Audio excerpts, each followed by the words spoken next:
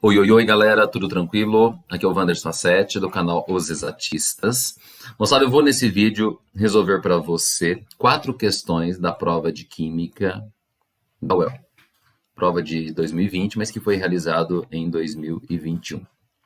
Beleza? E no gabarito 1, a primeira questão de Química fala o seguinte. Há uma fronteira entre remédio e veneno. Um dos principais perigos dos medicamentos é a sua administração incorreta, pois doses demasiadamente elevadas podem levar a uma intoxicação aguda e até fatal. Este risco é maior para as crianças devido às intoxicações acidentais. Uma vez que muitos medicamentos possuem embalagens coloridas e atraentes, com diferentes formatos, sabores e aromas agradáveis. Considere que um determinado xarope para tosse contém a substância A, que, ao ser metabolizada, gera um produto B, o qual, em altas concentrações, é tóxico. O problema é o B.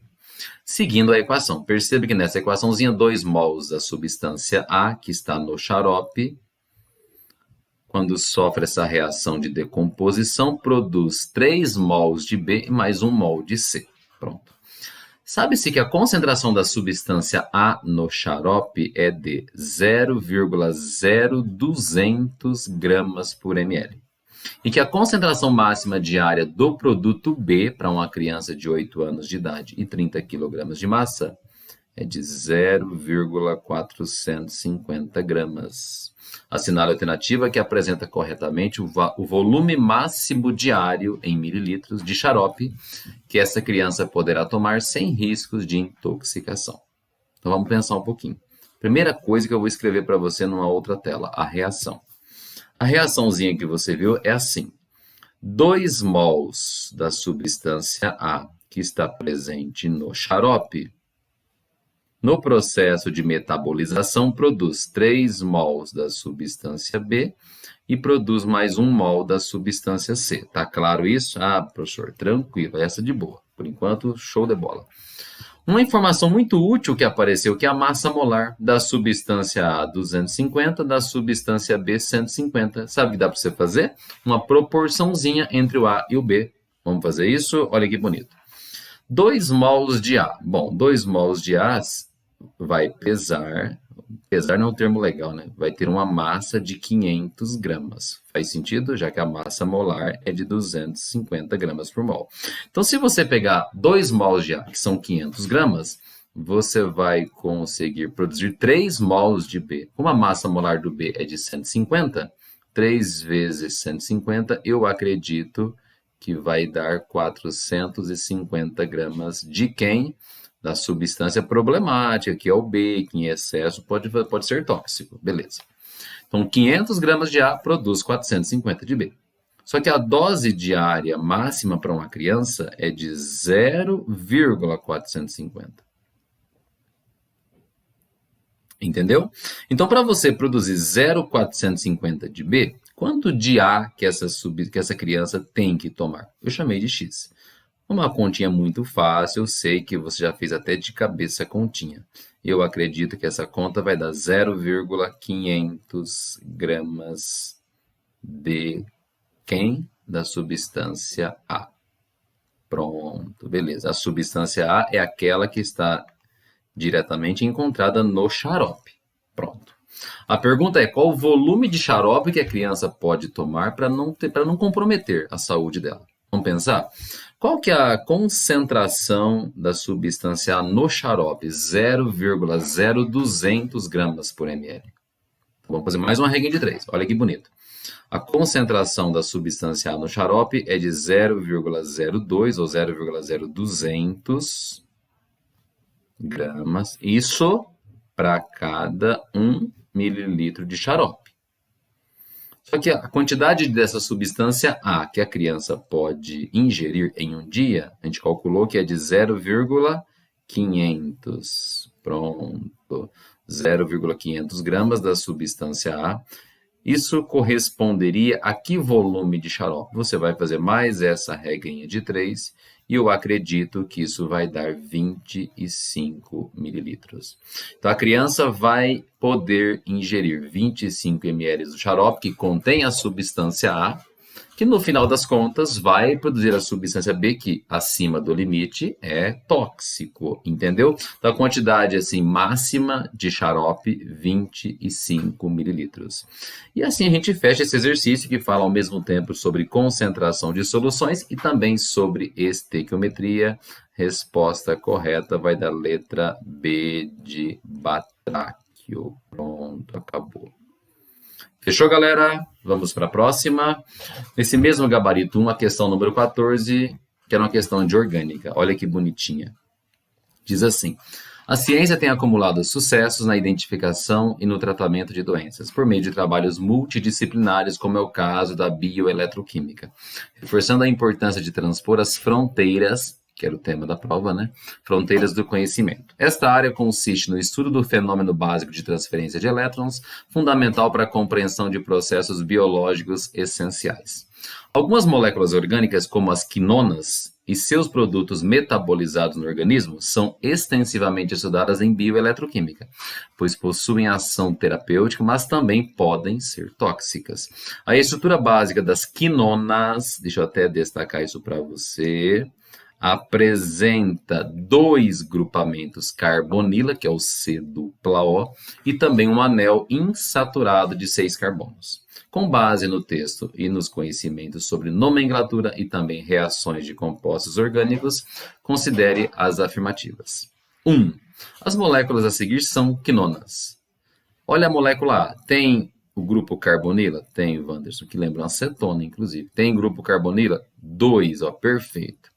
Está num anel de 6 carbonos insaturados? Está. Então é essa por enquanto. Beleza. A B. Você está vendo 2 carbonilas? Estou. Está num anel insaturado de 6? Estou. Então ela também é uma quinona. A terceira substância, está vendo um anel de 6 carbonos insaturado, mas não tem carbonila. Isso aqui é uma carboxila. Entendeu? Então essa terceira substância não é uma quinona. Portanto, esse item incorreto. Em um ambiente celular oxigenado, quer dizer, oxigênio à vontade, a molécula C, que é um ácido, pode reagir com o oxigênio, levando à formação da hidroquinona com fórmula molecular C6H6O2. Nem precisa desenhar, porque os ácidos não se oxidam mais para produzir um outro composto orgânico. Os ácidos já estão no limite superior, no degrau de cima. Entende? Não tem como esse ácido sofrer uma oxidação e subir para um outro degrau orgânico. Não existe. Então, já está errado o item 2, ou a afirmativa 2. Quando uma quinona de fórmula C6H4O2, ele está falando da substância B. Pode conferir para você ver. Ela é C6H4O2. Sofre reação de redução no ambiente celular, pode-se formar uma hidroquinona com fórmula C6H6O2. Bom, se você pegar a substância B e fazer uma reação de redução com ela, Wanderson, o que é redução? Redução nada mais é do que você acrescentar hidrogênio. Sabia disso? Ou perder oxigênio também está certo. Então, se você pegar a substância B, que é uma quinona, que a gente já respondeu isso, certo?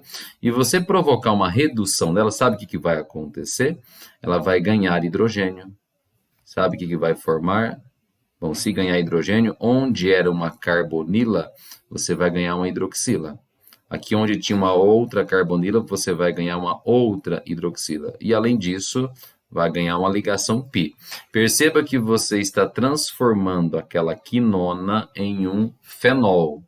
E esse fenol que você está vendo, ele tem vários nomes possíveis, né? Orto de hidroxibenzeno, pode ser chamado de catecol, mas ele pode ser chamado também de uma ortohidroquinona, que é um apelidinho, vamos dizer assim. Então, quando uma quinona de fórmula C6H4O2, que seria a B, sofrer reação de redução, ela ganha hidrogênio, e ganhando hidrogênio, ela pode formar essa substância. E adivinha qual é a fórmula molecular dessa substância formada? C6H6O2. Portanto, o item 3 ele está tonight forever. Beleza? Então, 3, correto. Hidroquinona com fórmula C6H6O2, que é essa que eu acabei de desenhar para você, possui uma propriedade antioxidante superior à quinona de fórmula C6H4O2. Espera aí. A quinona da letra B, do item B, ela não se oxida, porque cetonas também já estão num degrau elevado em termos de oxidação. Então, a cetona não se oxida. Agora, o fenol pode se oxidar. E quem pode se oxidar acaba tendo uma ação antioxidante. Por quê? Porque ele se oxida e protege quem está perto dele. Entendeu? Então, a hidroquinona que está desenhada na sua telinha aqui, ela gosta de oxidar? Sim.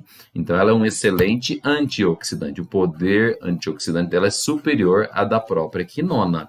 Então, o item 4 também está perfeito. 3 e 4 vai dar letra C de sandália. Sandália não ficou legal, né? Letra C de cachorro. Beleza, galera? Tranquila essa questãozinha de orgânica. Vamos para a próxima. A 24 fala sobre tensão superficial. A tensão superficial de um líquido está diretamente relacionada à ação das forças intermoleculares que atuam nas moléculas situadas na superfície livre deste líquido e naquelas situadas no seu interior. Essa propriedade contribui para explicar o formato de uma gota, que a gota é esférica, né? E por que pequenos objetos e insetos mais densos flutuam sobre a água. Então, experiência prática, você consegue colocar uma agulhinha, que é mais densa do que a água, flutuando nessa película, nessa membrana que se forma na superfície. A atuação das forças intermoleculares, além da tensão superficial, também influencia significativamente na viscosidade e na pressão de vapor dos líquidos, o que tem a ver com a tendência de evaporar. No gráfico a seguir está demonstrado como a tensão superficial dos líquidos puros A, B e C, com massas e formas moleculares semelhantes e sob uma atmosfera de pressão, varia em função da temperatura. Bom, só um aviso importante. A tensão superficial ela é mais intensa nos líquidos que estão mais bem grudados, que têm forças intermoleculares mais intensas. Com base no texto, no gráfico e nos conhecimentos sobre forças intermoleculares e propriedades dos líquidos, assinale a alternativa correta. O líquido C, o líquido C é o mais alto aqui, né? Possui a maior tensão entre os líquidos devido à maior ação das forças intermoleculares de coesão. E daí, será que isso é verdade? Ele tem as maiores tensão, olhando para o gráfico. Beleza? Tranquilo? Mas por que isso? Porque as moléculas estão bem grudadas. E por que elas estão mais bem grudadas? Porque tem uma maior, uma força intermolecular mais intensa. E por que esse nome coesão? Interação intermolecular entre moléculas iguais tem esse nome, força de coesão. Se fosse entre moléculas diferentes, aí não é coesão, aí é adesão. Mas o primeiro item está perfeito. O líquido C deve ter as mais intensas forças intermoleculares de coesão, portanto, é a resposta correta. Mas é óbvio que você quer ver as outras. A tensão superficial do líquido B é maior que do líquido A. Por enquanto, legal. Porque a ação das forças intermoleculares de coesão no líquido B é menor que no A. Peraí, o líquido B está mais bem grudado. Então, está errado. A tensão superficial do líquido C diminui de maneira menos acentuada com o aumento da temperatura quando comparado com o B. Você percebe que a curva C, ou pode se aproximar para uma reta, né? Mas o comportamento da substância C ele é mais agressivo, ele cai mais exageradamente do que a B e do que a A. A curva é menos acentuada? Não, a curva é mais acentuada. Então está errada a afirmativa C. Com a diminuição da temperatura, a tensão superficial do líquido A aumenta. Espera aí, olha para o gráfico. Quando diminui a temperatura, a tensão aumenta, perfeito. E, consequentemente, sua viscosidade, viscosidade é resistência ao escoamento, sua viscosidade diminui. Anotem lá, quando você diminui a temperatura, normalmente a viscosidade, ela aumenta. Vou chamar de V, tá? Ou para ficar mais bonitinho, viscosidade. É o contrário. Com a diminuição da temperatura, a tensão superficial do ar aumenta. Perfeito. Consequentemente, sua viscosidade diminui? Não, ela aumentaria também. Então, já era. É mais fácil flutuar uma agulha sobre a superfície de um líquido a 10 graus. Bom, cadê o a 10 graus? Ele tem essa tensão aqui, essa resistência de superfície. Do que fazer a agulha flutuar sobre a superfície do líquido C a 50 graus. Líquido C, Cadê os 50 graus? Professor, peraí, o líquido C a 50 graus tem uma tensão superficial muito maior que o A a 10 graus. Portanto, é mais fácil flutuar um objeto no líquido C a 50 do que no líquido A a 10. Está escrito o contrário, então já era. Beleza. Resposta, letra A de I love you. Acabou. Beleza? Tranquilo? Vamos para a próxima. Questão 36, que diz assim. Leia o texto a seguir. De maneira similar à produção de grãos, o Brasil fechou 2019 batendo o recorde nas exportações de frutas. Pela primeira vez, o país atingiu US$ 1 bilhão em negócios, segundo dados do MA. Em 2020, nos 3 primeiros meses, o Brasil apresentou uma queda de apenas 2% na exportação de frutas, se comparado ao mesmo período de 2019. Tá, foi só um texto para você se situar. O aumento da produtividade se deve ao aprimoramento de tecnologia empregada na agricultura, maior área de plantio e uso de defensivos agrícolas. Fungicidas cúpricos, quer dizer, que tem cobre, são bastante empregados no cultivo de frutas e grãos. Tais fungicidas podem ser comercializados em formulações contendo óxido cuproso, que é o CuO, ou oxicloreto de cobre, que a fórmula está aí, ou hidróxido de cobre, numa concentração de 500 gramas para cada quilograma desse fungicida. Cada fungicida deve ser aplicado numa determinada cultura na dose de 2 kg de cobre por hectare. E o custo de aquisição do oxicloreto de cobre é o dobro dos demais, quer dizer, se o quilograma de um deles custasse, sei lá, R$50, o outro é 100. O custo é dobrado. Considerando a dose recomendada e também o custo de aquisição, a relação custo-benefício, poderíamos dizer, assinale a alternativa que apresenta corretamente os fungicidas adequados que devem ser aplicados nessa cultura. Bom, eu vou responder de um jeito bem bacana isso aqui. Você tem que levar em conta 2 fatores aqui. Primeiro, o custo. Em segundo, aquele cara que fornece um percentual maior de cobre. Tranquilo? Então eu vou abrir uma outra tela e fazer umas continhas com você. Quer ver? Vamos pensar primeiro no tal do... Vamos na ordem que o exercício falou. CuO. Vamos lá? Então, imagine que você está pensando num fungicida constituído do óxido. CuO. Você concorda que ele não é cobre puro. Tem oxigênio e tem cobre. Verdade?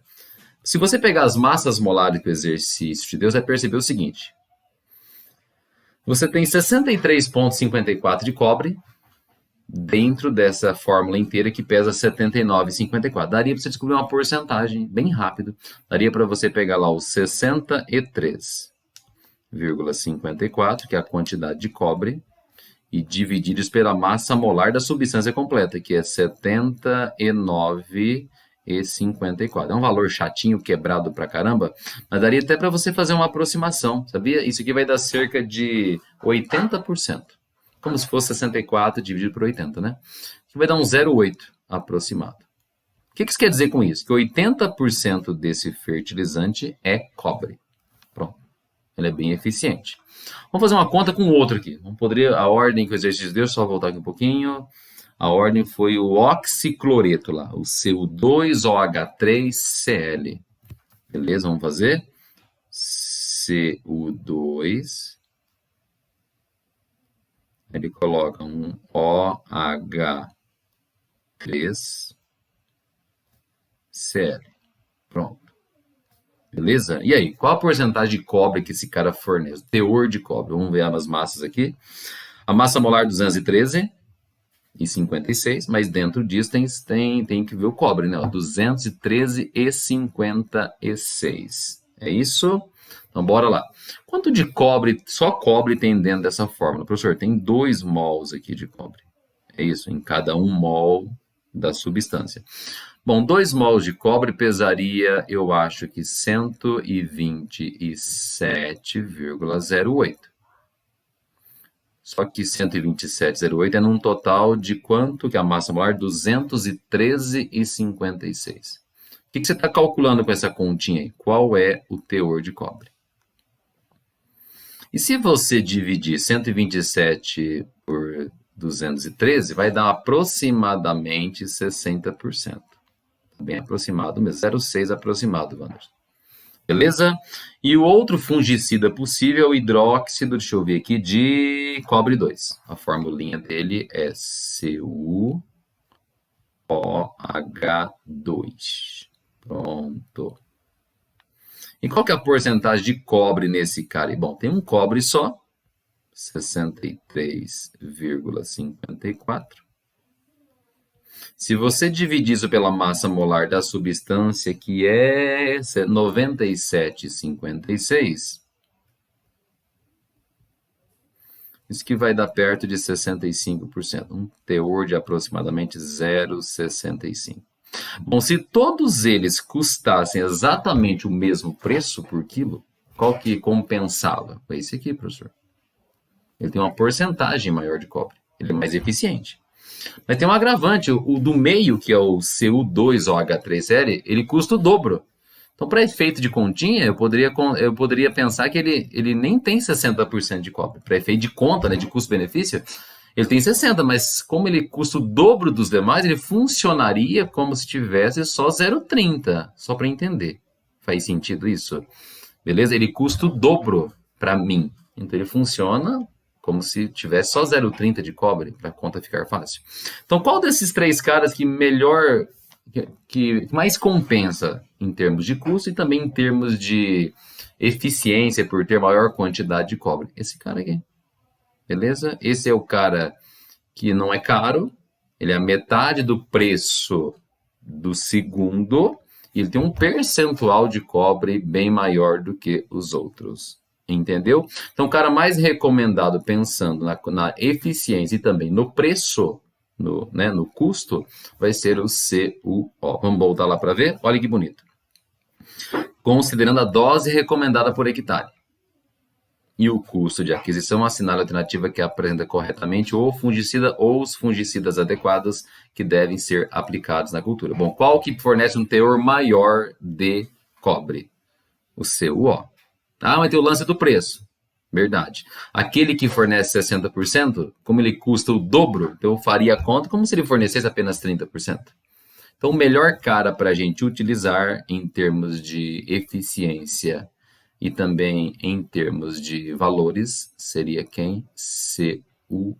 Ele é mais barato e fornece um teor de cobre maior do que os outros. Resposta vai dar letra A de I love you. Beleza?